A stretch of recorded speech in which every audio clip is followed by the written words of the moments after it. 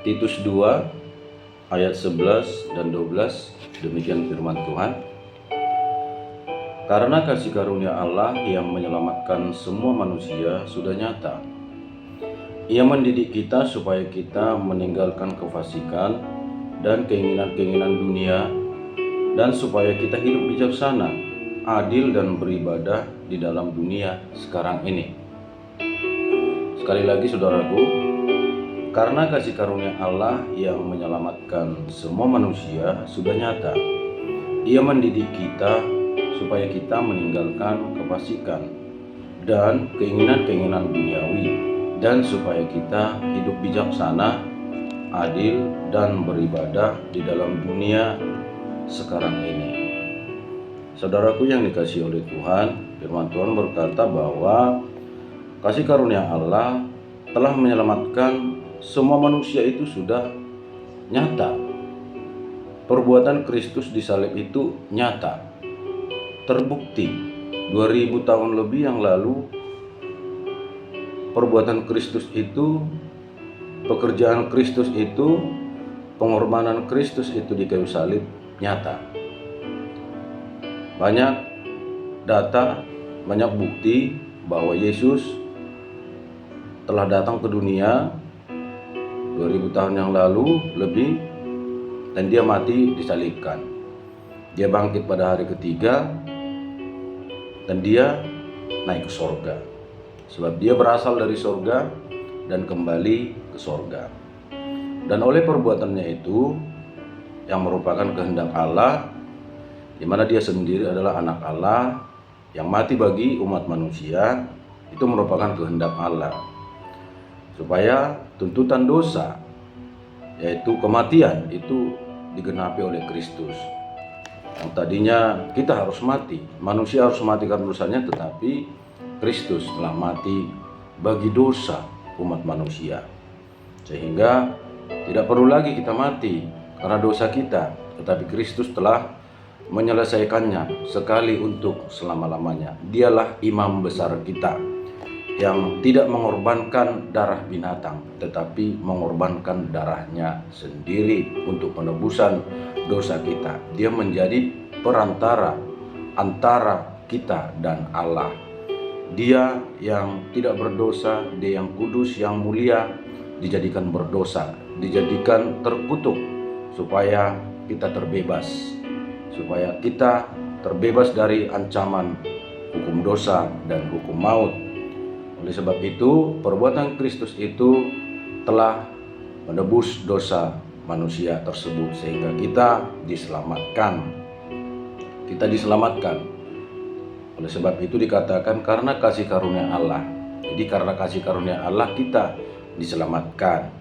Efesus 2 ayat 8 mengatakan, karena kasih karunia Allah kamu diselamatkan oleh iman. Bukan hasil perbuatan kita atau kebaikan kita, tapi itu pemberian Allah. Itu perbuatan Allah.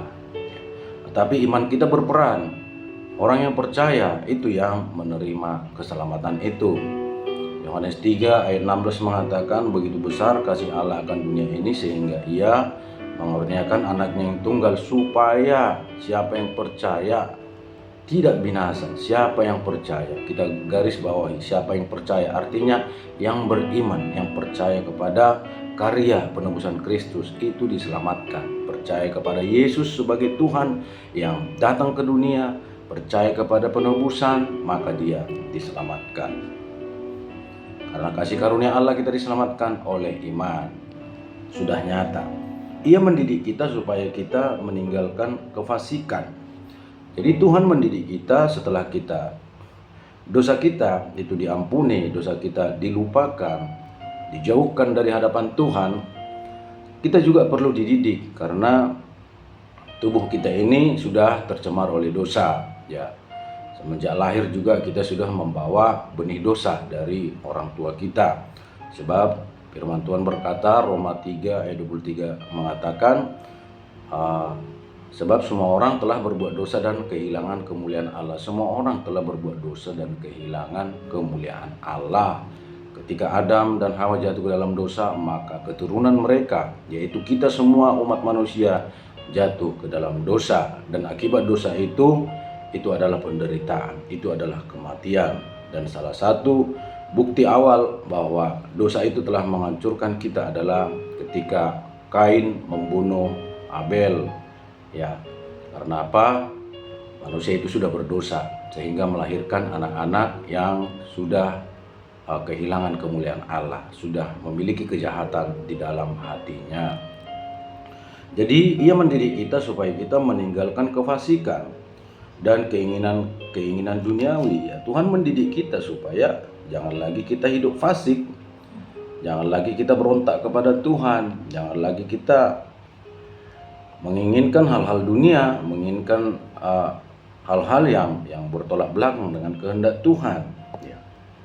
Supaya kita meninggalkan keinginan-keinginan duniawi. Apa keinginan duniawi? Keinginan duniawi itu di dalam 1 Yohanes 2 ayat 16 dan 17 mengatakan keinginan duniawi itu adalah keinginan mata, keinginan daging, keinginan mata, dan keangkuhan hidup. 3 hal ini ada pada kita. Keinginan daging adalah bagaimana daging kita ini ingin menikmati segala sesuatu yang dilarang oleh Tuhan.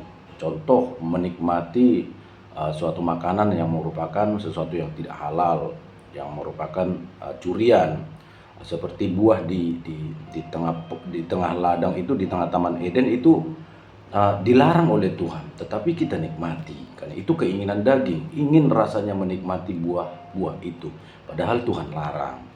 Begitu juga sampai kita saat ini ingin daging ini menikmati sesuatu yang tidak boleh, itu dosa.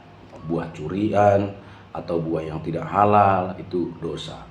Kemudian contoh menikmati sesuatu yang bukan milik kita, contoh perselingkuhan, itu keinginan daging, ingin menikmati, itu hawa nafsu seksual, ingin menikmati, itu keinginan daging, dan itu dosa karena tidak dikehendaki oleh Tuhan. Contoh perselingkuhan, dia ingin menikmati tubuh yang bukan tubuhnya, kan gitu kan. Jadi tubuh orang lain dinikmati, artinya dia milik orang lain, karena ketika orang lain menjadi suami istri itu menjadi satu tubuh, mereka satu tubuh. Jadi kalau seseorang berselingkuh dengan pasangan orang lain, itu mencuri tubuh orang lain, kira-kira seperti itu, dan itu dosa. Dia itu contoh pelakor, dia berselingkuh dengan pasangan yang lain, itu dosa. Selain perzinahan juga hawa nafsu, tapi itu juga merupakan dosa pencurian, ya. Tidak dikenan Tuhan, tidak benar mencuri tubuh yang lain untuk dinikmati secara seksual. Jadi itu keinginan daging, dan menikmati hal-hal yang itu merusak diri, contoh narkoba, contoh minuman keras. Padahal firman Allah mengatakan tubuhmu adalah bait suci Allah. Siapa yang membinasakan bait Allah, Tuhan akan membinasakan dia. Artinya Tuhan tidak berkenan ketika tubuh kita ini dirusak oleh narkoba, oleh rokok, oleh minuman keras, karena itu sudah pasti itu merusak tubuh kita. Itu tidak perlu lagi kita kaji. Coba tanyakan dokter apakah itu merusak atau tidak. Sudah jelas narkoba itu dipakai secara berlebihan, kecuali untuk tujuan kesehatan itu tetap ada. Tapi kalau itu untuk keinginan daging, memuaskan keinginan daging, dia sudah teradiktif, artinya dia sudah candu, dia sudah terikat, itu dosa. Jadi itu keinginan dunia. Kemudian ada lagi keinginan mata. Ada keinginan mata itu ingin menguasai. Contoh kita ke mall, ke apa, ingin memiliki. Tapi kalau kita nggak kendalikan, bisa jadi mencuri, kan. Banyak orang di Indomaret, Alfamaret itu mencuri barang-barang, itu keinginan mata itu. Bahkan kalaupun tidak mencuri, dia belanja dengan habis-habisan, akhirnya uangnya habis, kan, tidak berguna. Dan itu sesuatu hal yang tidak baik, itu menghancurkan, itu merusak kehidupan, ya. Karena apa? Bisa nanti uang tidak ada lagi, untuk makan pun tidak ada lagi, akhirnya terjadi pertengkaran, akhirnya banyak kejadian yang membuat dosa bermunculan di mana-mana, dan begitu. Kemudian ada juga keangkuhan hidup. Keangkuhan hidup itu ingin diakui, ingin dipuji, ingin dihormati, ya, tidak mau direndahkan, punya harga diri yang luar biasa tinggi, nggak boleh diusik. Nah, itu. Padahal Tuhan mengajari kita, belajarlah kepada aku rendah hati, aku lemah lembut dan rendah hati. Jadi itu keinginan-keinginan daging ya, keinginan duniawi. Dan supaya kita hidup bijaksana, adil dan beribadah di dalam dunia sekarang ini, ya kita juga harus hidup bijaksana ya, hidup bijaksana, adil dan beribadah dalam dunia sekarang ini. Kita perlu hidup bijaksana. Kita perlu berdamai dengan semua orang. Kita perlu menjaga perkataan, menjaga pergaulan. Kita perlu memelihara keluarga kita. Kita perlu memelihara pekerjaan kita. Kita jadi berkat. Nah, itu hidup bijaksana itu. Orang yang bijaksana itu adalah mengejar kemuliaan. Dia mengejar kebenaran. Bagaimana hidupnya berkenan kepada Tuhan dan kepada manusia. Itu hidup bijaksana. Bagaimana dia berdamai, membawa damai kemanapun dia pergi, dimanapun dia berada. Damai ada terus menyertai hidupnya. Jadi ini bisa kita lakukan ketika kita dekat dengan Tuhan. Tuhan akan pimpin kita. Kapan bicara, bagaimana bertindak, bagaimana mengambil keputusan, bagaimana berperilaku, itu hidup bijaksana dan adil. Tentu orang-orang yang benar, orang-orang yang bijaksana, tentu dia juga akan mengupayakan keadilan. Karena keadilan itu milik Allah. Allah itu adil dan benar. Ketika kita menjadi anak-anak Allah, maka kita akan membawa keadilan kemana-mana. Tidak berat sebelah, tidak mencari keuntungan dari sesuatu yang tidak benar. Contoh, kita membenarkan atau membela orang-orang yang menyuap kita. Kita membela mereka, kita menyalahkan yang benar, membenarkan yang salah. Ya, itu orang-orang yang tidak adil. Kemudian juga timbangan. Kalau kita sebagai pedagang, ya ada timbangan yang lain.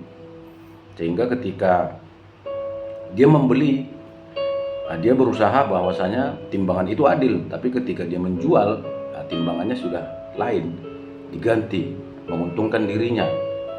Tidak adil lagi, timbangannya itu sudah diganti. Itu orang-orang yang tidak adil. Orang-orang yang kasihnya juga membeda-bedakan, kan gitu. Antara anak dia membeda-bedakan, ada yang diperhatikan, ada yang disayang, bahkan sampai dimanja, tetapi ada yang kurang diperhatikan. Nah, itu orang-orang yang kurang adil. Firman Tuhan mengatakan kita menjadi orang-orang yang adil. Karena adil itu pasti menghasilkan kedamaian, pasti menghasilkan sesuatu yang tentram begitu. Kalau tidak adil kan pasti ada yang komplain, pasti ada yang tidak terima. Namanya tidak adil. Pasti ada pihak yang dirugikan, dia akan komplain. Kenapa seperti ini? Kenapa dia begitu, saya begini, kan gitu. Jadi supaya terjadi kedamaian, maka kita harus bersikap adil dan beribadah dalam dunia sekarang ini. Ini kita harus beribadah kepada Allah kita. Kita harus beribadah, memuji, menyembah Dia. Apakah itu setiap minggu, setiap hari Sabat ya? Setiap hari Sabat kita memuji, menyembah Tuhan bersama dengan umat Tuhan, berjemaah kita dengan seluruh umat Tuhan. Di situ juga kesempatan kita bersama-sama dengan umat Tuhan, semuanya menyembah, beribadah kepada Tuhan. Tapi selain itu juga dalam kehidupan kita sehari-hari kita harus tetap dalam sikap ibadah. Artinya sikap ibadah ya doa kita tetap setiap hari, baca Alkitab tetap, sikap kita kepada Tuhan tetap hormat, menjaga hati Tuhan, menjaga perasaan Tuhan dengan menjauhi larangannya, melakukan ketentuan, melakukan perintah-perintah petunjuknya. Itu kita beribadah setiap hari. Jadi saudaraku yang dikasihi oleh Tuhan, percayalah bahwa keselamatan itu telah dianugerahkan kepada kita ketika Yesus telah mati di kayu salib untuk menebus dosa kita, menebus dosa manusia, dan mereka yang percaya akan diselamatkan. Ya. Sebab Tuhan akan menghukum dosa, tetapi Tuhan akan menghargai orang-orang yang percaya dan mengasihinya, yang meninggalkan dosa, yang bertobat dan bergabung dengan Tuhan. Artinya kita percaya kepada Tuhan, kita berlari kepada Tuhan, kita kembali kepada Tuhan, bergabung kepada Tuhan, menjadi orang-orang yang dibenarkan dan orang-orang yang diselamatkan. Puji Tuhan saudaraku, biarlah firman Tuhan mendidik kita, mengajari kita bagaimana hidup benar, hidup adil, dan hidup bijaksana. Kita meninggalkan kefasikan, keinginan-keinginan duniawi, dan hidup kita berkenan kepada Tuhan. Tuhan Yesus memberkati. Haleluya. Shalom.